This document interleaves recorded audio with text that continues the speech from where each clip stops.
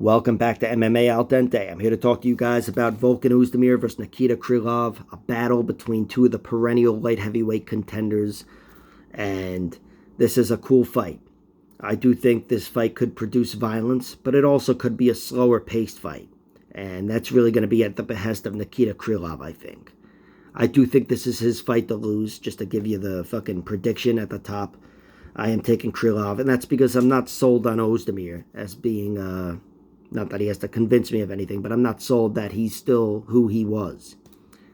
I think even his power might be a little overrated, to be honest. He came onto the scene and he knocked out, after beating OSP via very close, controversial decision, he knocked out Misha Serkinov and Jimmy Manuwa. And then he got catapulted into a title fight, lost it to DC, lost his next one to Anthony Smith, being choked out. I think that was his next one.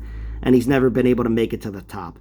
But that power, which is what got him the title fight, I think might be a little overrated, because I look at Misha Serkinov and Jimmy Manuwa and I say, if you were to make a list of the top 5 worst chins in the light heavyweight division, maybe in the fucking history of MMA, those two are on there. Jimmy Manuwa and Misha Serkinov. Not the worst chins ever, maybe, but absolutely in the light heavyweight division, they are amongst the worst chins of all time. And look, Oezdimar, his name was no time before he got to the UFC, so he clearly has faith in his knockout power, and he's produced plenty of knockouts. Of course, he knocked out Alir Latifi, who's a big goddamn bowling ball, and he knocked that guy out. And I do have faith in his power, just not as much as I think, odds makers do. I don't think he's got much of a chance here, because his only chance to win would be a knockout here, or a fight held on the feet where he's able to stuff the takedown and outpoint Krylov, but I don't see that happening either. I think Krylov is a much more well-rounded MMA fighter. He's able to impose his grappling, and I do think he will be able to against Oezdimar, certainly over the course of 15 minutes, and I do think it might get easier as the fight goes on. And even on the feet, Krylov, I still don't know if he's more of a striker or a grappler. I say that every time. It's kind of like a joke, but I still don't know. He's that well-rounded. And we've seen him get plenty of knockouts, plenty of submissions, and even, throw down with the wrestling. We've seen him fight tooth and nail with Glover Teixeira. Tooth and nail, razor-thin split decision. And that was, I think, the fight before Glover won the belt, probably just a few months before. So Krylov is a high-level guy capable of competing with the best, and I still trust that he's in his prime here. And Volkan Oezdimar, I don't. He's, even aside from the knockout power being overrated, I think he's slowed down a little bit. Even in that victory he had over Paul Craig, he didn't look as good as he should have looked, I thought, beating Paul Craig, especially with Mr., no time.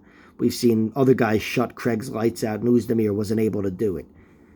Of course, you got to be careful, because as we learned with Paul Craig versus Nikita Krylov and many other fights, Kennedy Nzechukwu, Magomed Ankalaev, and whoever else, Paul Craig is not to be messed with on the ground. So maybe there's a little forgiveness there. Krylov, as I mentioned, was triangle choked, getting a little lazy against Paul Craig in a fight that he should have won. But that may speak to him being too comfortable as a grappler, where he fell into that trap, whereas Oezdimar just said, I want no part of this. So Oezdimar does know he's a striker.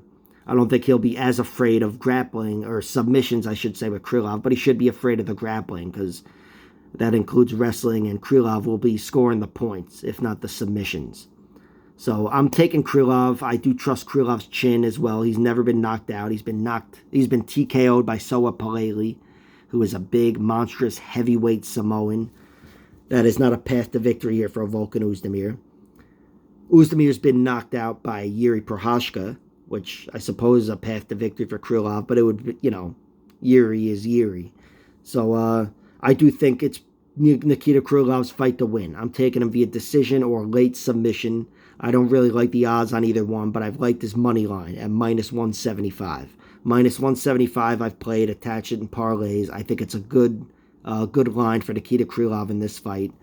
We've seen Volkan Oezdimar have some really close battles with some really good fighters, but Krylov is a very technically sound, well-versed fighter, and I think he's going to be clearly outpointing Oezdimar.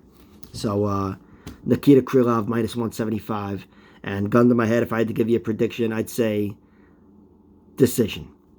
All right, like, share, subscribe, all that horse.